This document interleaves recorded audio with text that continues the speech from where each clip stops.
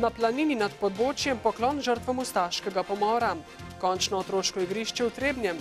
Nogometaši Krke prepričljivo boljši od Belokrancev.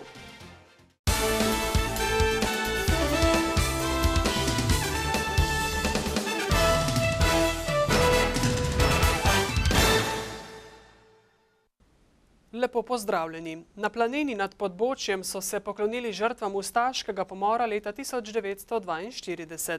Proslave v spomin in opomin se je udeležilo veliko ljudi. Slavnostni govornik pa je bil poslanec Državnega zbora Matjaž Han. Planina leži tik ob hrvaški meji, zato je bila med vojno izpostavljena krutemu ustaškemu divjanju. V 2 dneh so pobili 36 moških in fantov, vas pa požgali. Takrat sem bila stara samo 8 dni, vendar po pripovedovanju mame in vseh ostalih sem to tudi pozneje tako globoko doživljala, kot da bi bila takrat že odrasla in bila prisotna. Mir je ponovno prinesel harmonijo sobivanja ljudi na obeh straneh meje.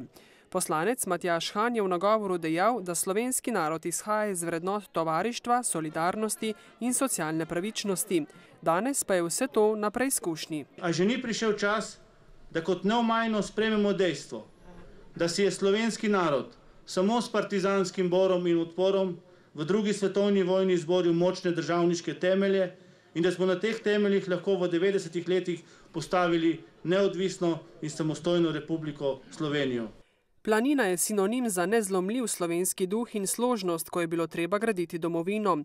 Tudi danes za izhod iz krize potrebujemo takšno povezovanje, zato je Han pozval politiko, naj neha zasledovati le ozke strankarske interese.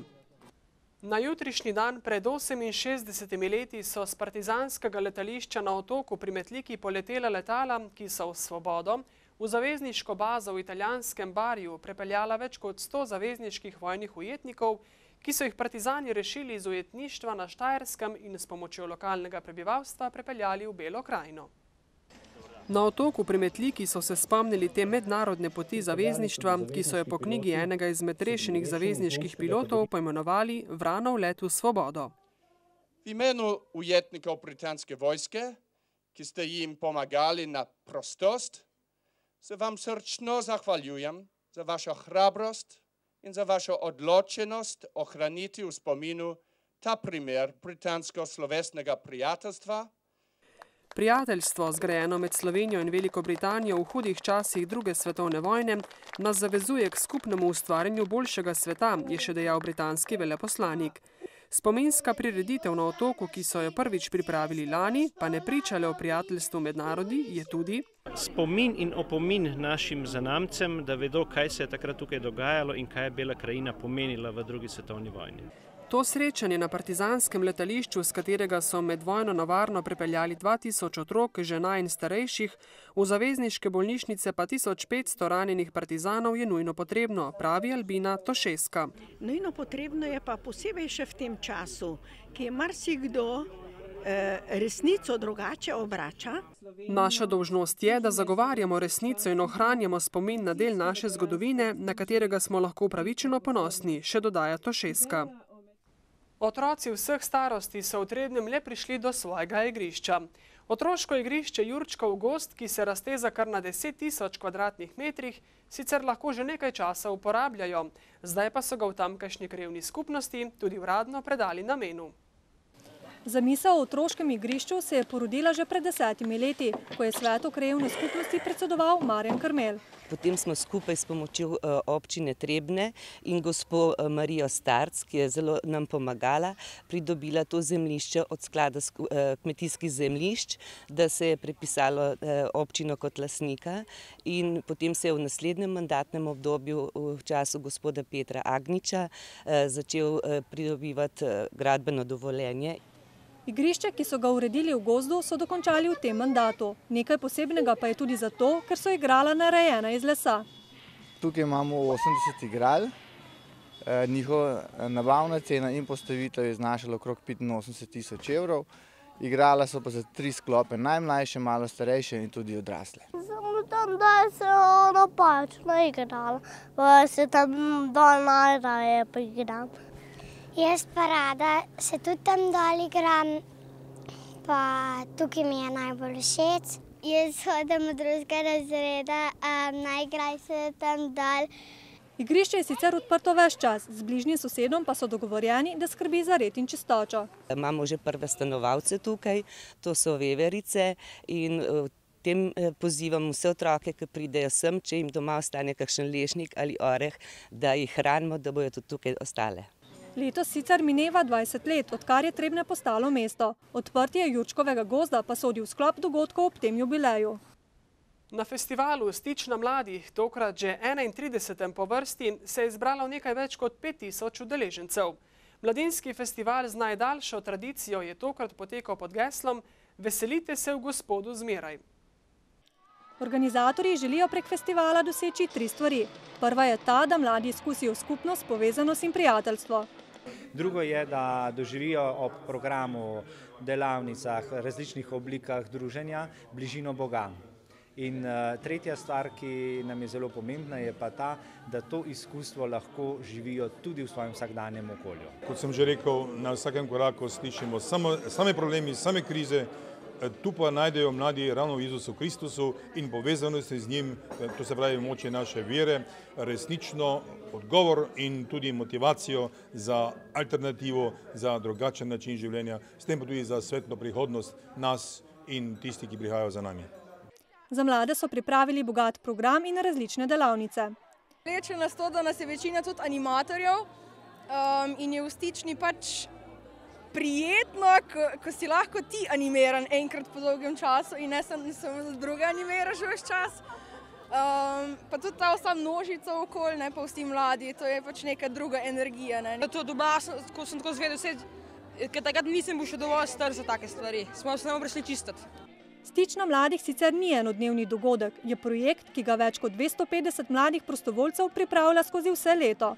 Poleg tega bodo dogodek v manjši obliki ponovili na 3 različnih koncih Slovenije. In pa tudi na spletnih straneh Stične mladih omogočali gradiva, materijale, s katerimi bodo mladi izkušnjo, ki so jo doživeli tu v Stični, lahko prenašali v svoje vsakdanje življenje. Bodisi z različnimi.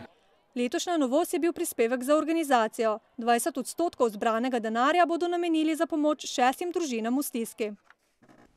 Park Liga kot enodnevni športni praznik v športnem parku Loka z izborom raznolikih športov zadovoljuje amaterski način ukvarjanja s športnimi dejavnostmi in predstavlja edino novomeško prireditev, ki povezuje šport z dobrodelnostjo.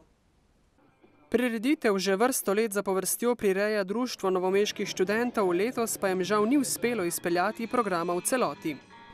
Ja, v bistvu vreme nam je letos kar malo zagodilo. 2 dneva nazaj smo mogli odpovedati veslanje, ker je premočen tok reke Krke.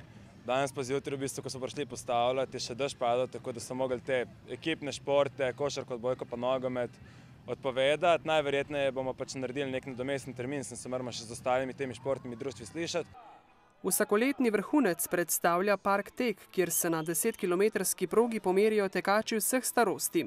Tokrat so mesec dni pred samim tekom potekali tudi treningi. Ta ideja je bila v bistvu na enem sestanku pred Park Ligo, Park Tekom in rekli smo, da bi bilo zelo fajn neke priprave organizirati, ker tisti rekreativni, recimo, ki ne tečejo neprestano, je kar malo problem preteči 10 kilometrov. S temi pripravami smo pa pravili tudi navdušiti jih za tek. Pričakujemo, da bo vsako leto raslo in to tako je pač naprej. Tudi leto se je že s predprijavami videlo, tako da tudi pričakujemo okoli 150 tekačev. S tem bi lanska številka še malce dvignili, je pa tudi v bistvu za prepoznavnost tako projekta, kot društva in pa Novega mesta, to super. Svojo ljubezen do teka, na krajših razdaljah seveda, pa so dokazali tudi otroci. Na drugem kolesarskem vzponu na Krašni vrh, najvišje ležečo vas v Metliški občini, se je za pokal Metliške Črnine potegovalo 97 kolesarjev iz različnih koncev Slovenije.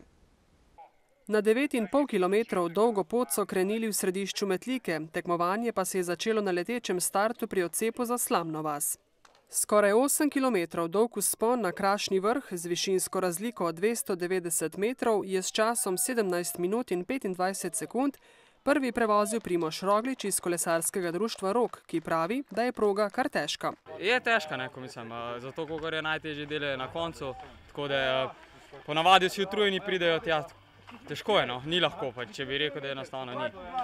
Le 21 sekund je za Rogličem zaostal Gregor Lah iz Novega Mesta. Še 9 sekund več pa domačin Uroš Brinc. Ja, najtežji je bil klanc. Primož je močnejši je bil in nisem mogel nič, tako da zmagal je najboljši. Nekako je pri koncu moje sezone, tako da sem že malo izven forme. Nisem planiral formo nekako za ta krašnji vrh, je bolj osredotočena na avgust.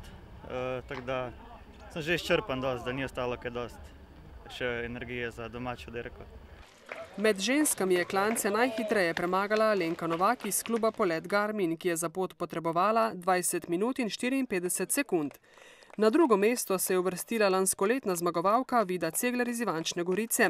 Tretja pa je bila Marta Ivanušič iz domačega kolesarskega kluba Metliška Črnina.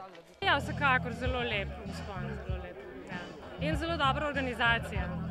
Tako progo kot organizacijo vzpona so pohvalili tudi drugi kolesarji, še posebej tisti, ki so se kolesarskega vzpona na Krašnji vrh udeležili prvič. Ja, tako, to me veseli, ker bi radi, da dirka postane slovenska, tudi se pravi zastopana iz vseh naših regij, tudi iz tujine.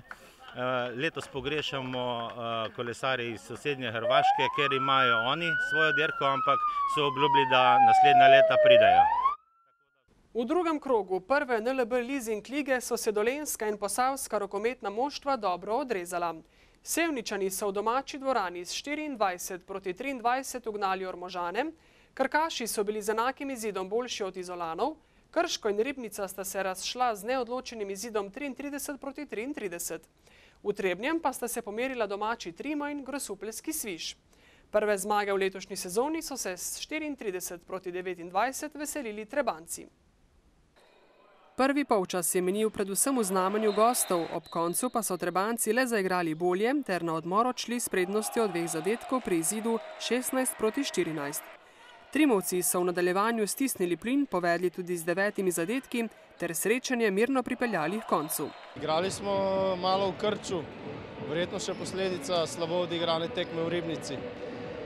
Potem smo se nekako sestavili in odigrali tako, kot znamo. Mislim, da smo zasluženo zmagali. Res je, moram reči, da smo prvi polčas zelo dobro odigrali, v obrambi tudi v napadu, predvsem tudi v napadu, kar imamo ponovadi malo manjko, predvsem se pametno igrali strpljivo. Enostavno se ne poznala na koncu prvega polčasa neizkušenost. V igri Trima, čigar prvi cilj v letošnji sezoni je nastop v ligi za prvaka, se močno občuti odsotnost Miha Zarabca, ki je prestopil v Maribor Branik. Ja, naša igra se je spremenila. Igramo z klasičnim levim bekom, lani smo igrali nekako z netipično postavo in rabimo nekaj časa, da se uigramo, da bomo tisti pravi. Še na nogometne zelenice. V drugi slovenski nogometni ligi sta se v dolenjsko-belokranjskem derbiju pomerili moštvi novomeške Krke in črnomaljske Bele krajine. S 4-0 so zanesljivo slavili Dolenjci. Že po prvem polčasu so Krkaši vodili z 2-0 in tako ostajajo neporaženi v letošnjem prvenstvu. Mi nismo pričakovali, da bo takšen uspeh, vendar mi smo pač v Stašilnici se rekli, prebetno vse nič na domačih tekmah moramo zmagovati. Kar se tiče derbija, dober. Mislim, da derbiji so predvsem z Zavrčem pa s temi, kateri so nam konkurenti tam za vrh lestvice. Mislim, da smo odigrali dobro tekmu. Nasprotnik je bio tudi kvalitetan, organiziran, ali naša kvaliteta je prišla do izraza. Zadnje čase, v bistvu od začetka prvenstva igramo dobro i ta serija se nadaljuje i jaz upam da bomo do konca jesenjega dela sezone izdržali v tem ritmu. Glejte, rezultat sigurno ni realen. Mi dejansko smo dosti dobro smo odigrali tekmo, imeli šanse, vendar Krke zabijala, mi pač ne. Treba reči, da smo dobili vse 3 gole po individualnih napakah. Sicer pa se bosta isti moštvi že jutri pomerili v pokalnem tekmovanju, spet v Novem mestu. Pa moram priznati, na tej tekmi sem planiral dati priložnost tudi tistim, kateri niso dosti igrali. Mi gremo na zmago, kot vedno. Tako da bo ena kombinirana ekipa odigrala i jaz verjamem, tudi fantom, kateri ne igrajo redno. To je pokal MNZ, tle je pač druga vrsta tekmovanja. Verjetno se bo taktizirali, malo se bo igralce spočili, tle bojo odigrali neki fanti, ki mogoče malo manj igrajo. Bo pa spet derbi, rivalstvo, šlo se bo na zmago, mi bomo probali popraviti ta slab vtis so danes. Po 7 krogih prvenstva so Novomeščani na prvem mestu lestvice, medtem ko so Belokranci pri dnu razpredelnice. Toliko v današnjih novicah, ko se izteka še zadnji ponedeljek v letošnjem poletju. Naslednjega bo namreč v svoj objem že vzela jesen. Lep večer.